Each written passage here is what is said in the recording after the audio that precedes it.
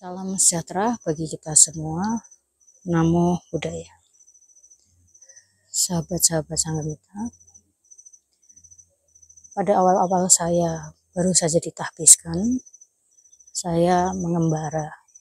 Kebanyakan saya mengembara di sekitar Thailand. Nah, di Thailand itu saya mengelilingi di seluruh provinsi. Dan karena waktu itu namanya juga baru-barunya ditahbiskan, saya memiliki rasa ingin tahu untuk mengunjungi wihara-wihara besar di mana guru-guru besar yang terkenal, baik yang terkenal banyak muridnya, terkenal meditasinya, juga terkenal kesaktiannya, saya mengunjunginya. Dan rata-rata guru-guru besar ini sudah meninggal dunia dan wiharanya sudah diteruskan oleh murid-muridnya. Nah, singkat cerita, ada sesuatu yang menarik yang saya temukan ketika saya mengunjungi wihara tersebut. Terutama ketika wihara tersebut pendirinya adalah bante-bante yang memiliki kesaktian, yang menurut testimoni dari umat-umatnya dan murid-muridnya, baik para biku atau meji yang tinggal di sana, beliau yang menjadi pendiri dari wihara-wihara tersebut adalah guru-guru yang sangat terkenal kesaktiannya, sehingga umat pun menjadi banyak dan dapat membangun wihara-wihara besar di berbagai pelosok kota dan provinsi. Nah, ada sesuatu yang menarik yang saya temukan terus terang. Apa yang menarik? Yang menarik adalah ada kesamaan di akhir hayatnya. Menurut saya kesamaannya di akhir hayatnya itu entah kenapa mereka ini rata-rata ketika sudah tua, mereka ini ya bisa saya katakan lumpuh ya, nggak bisa berjalan di kursi roda, rata-rata seperti itu. Jadi saya merasa tertarik, entah kenapa ini menjadi pikiran bagi saya. Ya entah kenapa ya, tiba-tiba terpikirkan kenapa hanya yang maaf ya, sakti-sakti saja, kemudian di akhir hayatnya menjadi lumpuh itu. Nah, kemudian saya mencoba bertanya kepada guru-guru yang saat itu ada, para biku yang ada saat itu, termasuk guru-guru meditasi yang ada, yang sudah menjadi penerusnya. Dan saya mendapatkan jawaban yang menurut saya itu jawaban yang kurang memuaskan saya, jawaban yang klise menurut saya, sebuah alasan yang klise. Jadi mereka rata-rata menjawab bahwa ini penyakit tua. Itu salah satu ya. Satu jawaban pertama adalah penyakit tua. Jawaban kedua adalah mungkin dari kehidupan lampau ada utang karma yang harus dibayar di kehidupan sekarang yang menimbulkan yaitu kelumpuhan itu. Terus terang saja ya, saya itu merasa terganggu. Dua jawaban ini tidak memuaskan saya. Karena bagi saya kalau jawaban yang pertama penyakit tua, saya membandingkan dengan nenek saya. Mungkin saya pernah ceritakan, saya punya nenek yang meninggal pun menjadi hantu gendayangan dan ngesot-ngesot itu. Nah, nenek saya ini dia meninggal umur 90 tahun. Cukup tua untuk ukuran orang sekarang ya. Dan nenek saya ini seumur hidupnya tidak pernah menjaga pola makannya ya, tidak pernah menjaga pola makannya. Kenapa saya katakan tidak pernah menjaga pola makannya? Ya karena memang menurut prinsipnya mumpung masih sehat, hidup itu dinikmati, makan yang enak-enak. Dan sampai di hari tua pun dia sangat suka dengan minum soda. Soda loh ya, es soda ya. Saya nggak perlu menyebut merek lah. Salah satu soda yang terkenal dan dia suka sekali minum itu dan rutin sekali. Yang secara nalar dan logikanya kata para praktisi kesehatan, soda itu nggak baik untuk kesehatan. Malah katanya rajin minum susu itu kan baik untuk kesehatan katanya.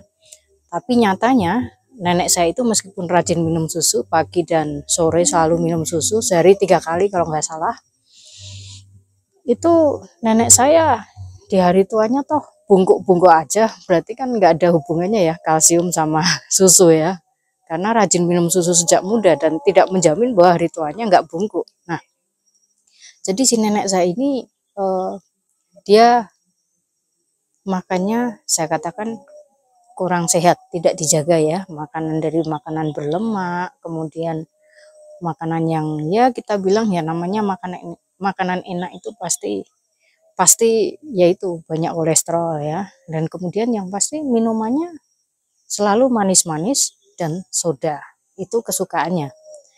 Nah, dia pun meskipun dengan makanan yang katakanlah tidak sehat itu, dia mampu hidup hingga 90 tahun, dan kalaupun sakit, bukan sakit-sakit yang sakit berat sekali. Menjelang meninggal baru dia sakit ya sempat koma. Hanya ya sekitar 1-2 minggu aja. Tetapi nggak ada sakit-sakit berat yang sebenarnya berarti ya. Kalaupun pernah keluar masuk rumah sakit, itu hanya keluar masuk biasa aja. Nah, jadi saya membandingkan dengan nenek saya ini yang sehat-sehat aja. Kenapa saya katakan nenek saya ini sehat-sehat aja? Karena sampai di hari tuanya, sampai sebelum meninggal, dia hobi sekali jalan-jalan. Dan dia sangat kuat jalan kaki kemana-mana. Itu yang membuat saya merasa ini nenek saya hebat sekali. Nah, kemudian saya membandingkan tentunya dengan para biku ini ya, yang tentunya beda. Kita bicara secara logika ya. Secara di atas kertas ini, para biku ini yang berhasil membangun wihara besar-besar, punya murid banyak-banyak, ya kan? Umatnya juga begitu banyaknya. Jadi kurang paramnya apa? Karma baik yang begitu ditanam, begitu banyaknya kurang apa? Apalagi yang para ahli meditasi ya. Kalau yang bukan ahli meditasi beda, tapi banyak sekali yang juga para ahli meditasi ketika menjelang meninggal, mereka juga rata-rata lumpuh. Nah, padahal seperti kita tahu ya, kalau perbuatan baik biasa kan hanya kita sebut kusala cita. Tapi ketika kita berbicara soal meditasi, itu kan sudah maha kusala cita. Dan saya yakin Bante-Bante itu tentu sudah menembus meditasinya karena memiliki kesaktian-kesaktian yang luar biasa menurut testimoni dari umat-umat dan murid-muridnya, baik yang para biku ataupun para meji, yang konon terawangannya pun sangat sun sekali, dan solusi-solusi dari ketika umat-umat ke sana memerlukan bantuan juga sangat sun sekali, makanya sangat-sangat ramai. Jadi saya berpikir bahwa dengan sedemikian banyak manusia yang ditolong, dengan kesaktiannya itu, saya katakan keterampilannya itu, maka kurang paramnya apa? Apalagi dia menjalani kehidupan sebagai seorang samana, ya tentu lebih banyak lagi ya paramnya menurut saya ya.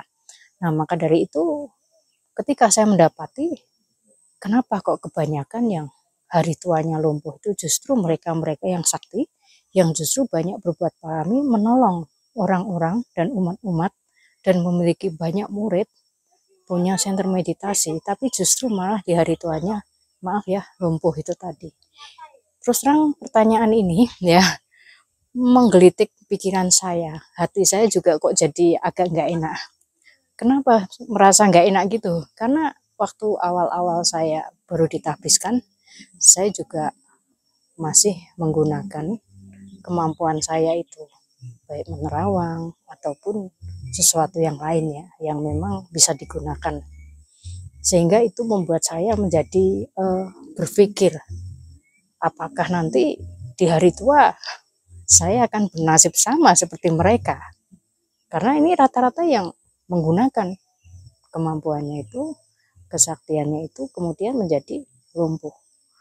Nah, jadi karena saya ingin tahu ya, dan terutama karena tidak ingin bernasib sama seperti mereka, maka saya berusaha mencari tahu. Caranya bagaimana? Saya melakukan survei. Jadi saya tinggal di wihara tersebut beberapa hari, kadang seminggu, 2 minggu, hanya untuk mensurvei. Baik kepada para biku yang ada, para meji, maupun umat-umat. Terutama umat-umat yang mengenal guru besar tersebut semasa hidupnya. Saya mensurvei segalanya, kenapa kok ikut guru ini, lalu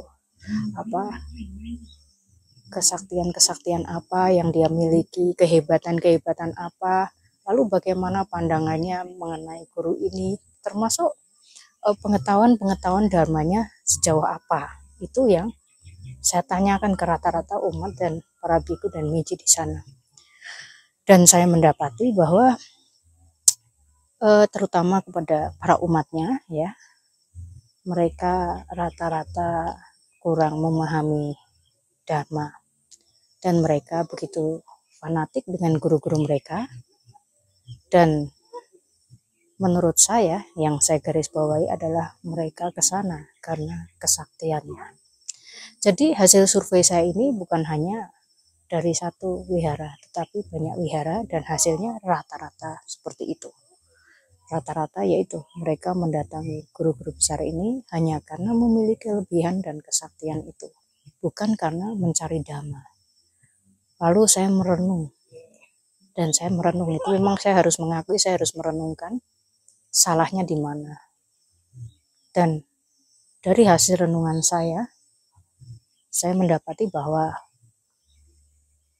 karena mereka hanya datang untuk mencari kesaktian ini, petunjuk, ataupun ya inilah kurang lebih memang memerlukan terawangan dan sebagainya, ataupun yang lainnya, ataupun uma-umiknya yang dia katakan cun itu, maka sebenarnya umat ini mengabaikan bimbingan dharma. Lebih tepatnya ya rata-rata umat kan kalau bisa ya doain aja ya, nanti berhasil. Rata-rata nggak mau kerja, memupuk parami sendiri misalnya, ya kan, lebih ke arah pasrah karena tahu yang dimintain tolong cun, kurang lebih begitu. Jadi saya mendapati kurang lebih rata-rata sama seperti itu. Nah akhirnya apa? Saya setelah merenungkan hasilnya ternyata seperti itu, saya menganalisa lagi dan melihat umat-umat yang datang ke saya, dan rupanya nggak jauh beda. Setelah saya pikir-pikir, semua umat yang memang datang ke saya dan memang memerlukan bantuan yang metafisik itu rata-rata adalah mereka-mereka yang memang seperti itu, tidak mau betul-betul belajar dharma dan menggantungkan, ya kurang lebih seperti itu. Sehingga akhirnya saya merenungkan, kenapa, apa hubungannya dengan menjadi lumpuh. Akhirnya saya menarik kesimpulan sendiri, ini kesimpulan saya sendiri ya secara pribadi, bahwa secara tidak langsung beliau-beliau ini, para guru-guru besar ini telah melumpuhkan dhamma, dalam arti orang-orang yang harusnya datang dibimbing benar-benar di jalur yang sesuai dhamma, tetapi tidak sesuai jalur. Karena apa? Rata-rata mereka yang sudah